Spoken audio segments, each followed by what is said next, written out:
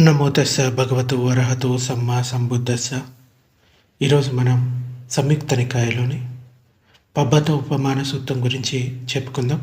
పబ్బత అంటే పర్వత అని అర్థం. ఉపమానం అంటే ఉదాహరణ. ఇది భగవానుడు శ్రావస్తిలో ఉన్నప్పుడు జరిగింది. కోశలరాజు ప్రసన్నజిత్తుడు భగవానుని కలవడానికి వచ్చి ఆయన్ని కుశల ప్రశ్నలు పూర్తి చేసుకొని ఒక పక్కన కూర్చుంటాడు. ఒక పక్కన కూర్చున్న కోసలరాజు ప్రసన్నజిత్తుతో భగవానుడు ఇలా అన్నాడు: మహారాజా, పట్టపగలు ఎక్కడి నుండి వచ్చావు అంటే కోసలరాజు ఇలా చెప్తాడు: బంతే, ఐశ్వర్య మదమత్తులు, కామభోగ లోభంతో ముట్టడింపబడిన వారు, జనపదాలపై అధికారం స్థిరపడిన వారు. జనపదాలు అంటే నగరాలు, పల్లెలు. ఇంకా మహాభూభాగాన్ని జయించి మూర్తాభిషిక్తులైన క్షత్రియ రాజులకు తగిన రాజకార్యాల్లో నిమగ్నమై ఇప్పుడే అక్కడి నుండి వచ్చాను. మహారాజా, నువ్వేమనుకుంటున్నావు?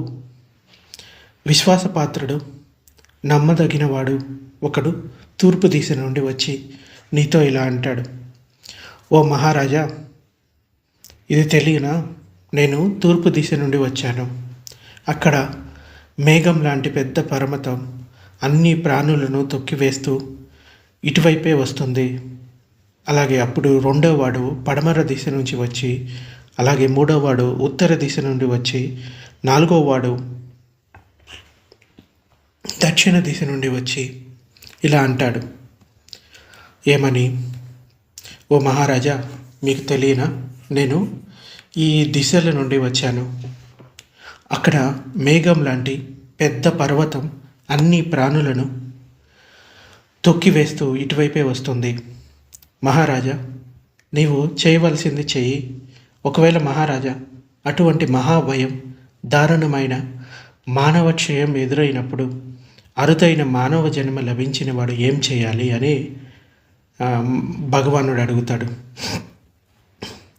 అప్పుడు ఆ మహారాజు ఇలా చెప్తాడు: బంతే, అటువంటి మహాభయం, దారుణమైన మానవక్షయం ఎదురైనప్పుడు అరుదైన మానవ జన్మ లభించిన వాడు ధమ్మాన్ని ఆచరించడం కాక, న్యాయంగా ఉండటం కాక, కుశల కర్మలు కాక, పుణ్యకర్మలు కాక ఇంకేం చేయాలి అని మహారాజు చెప్తాడు.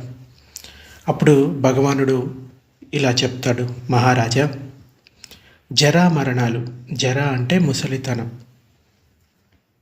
జరా మరణాలు నిన్ను ఆక్రమించుకుంటున్నాయని నేను చెప్తున్నాను, ప్రకటిస్తున్నాను.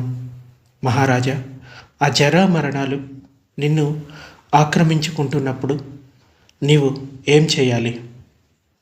జరా మరణాలు నన్ను ఆక్రమించుకుంటున్నప్పుడు బంతే, నేను ధమ్మాన్ని ఆచరించడం కాక, న్యాయంగా ఉండడం కాక, కుశల కర్మలు కాక, పుణ్యకర్మలు కాక ఇంకేం చేయాలి?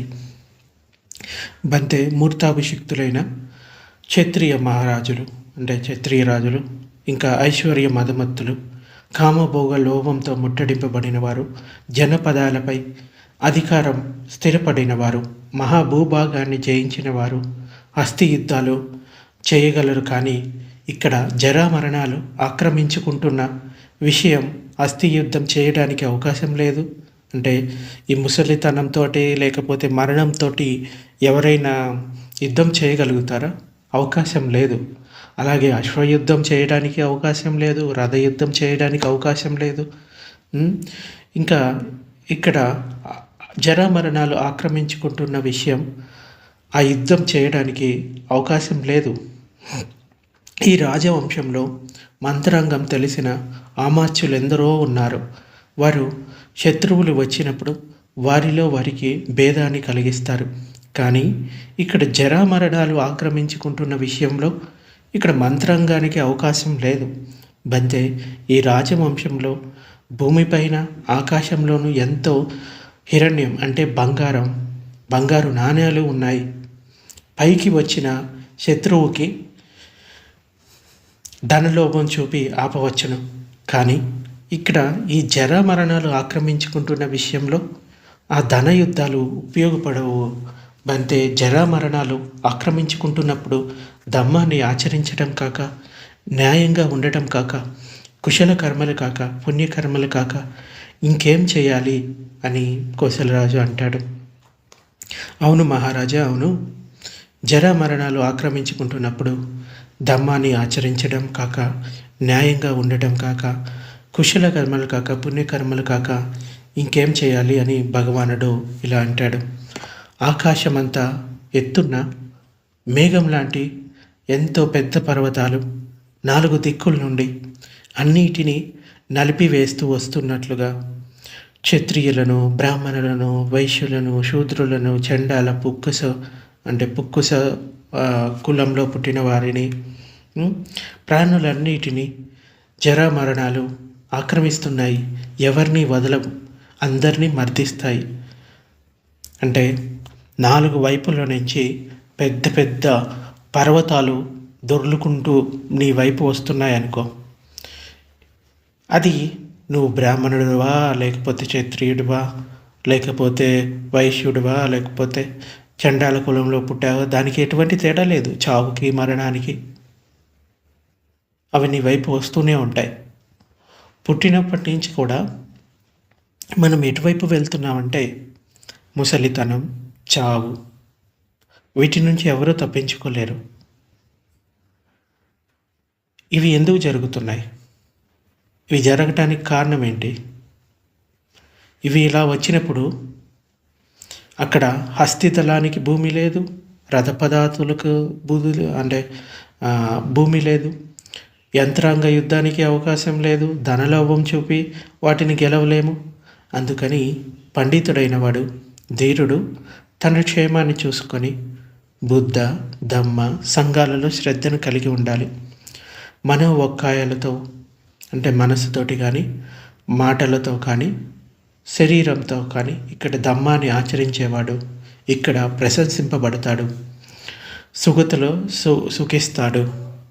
అసలు ఈ ముసలితనము లేకుంటే ఈ చావు అనేది ఎందుకు కలుగుతుంది? పుట్టుక ఉంది కాబట్టి ముసలితనం ఉంది, అనారోగ్యం ఉంది, దుఃఖం ఉంది.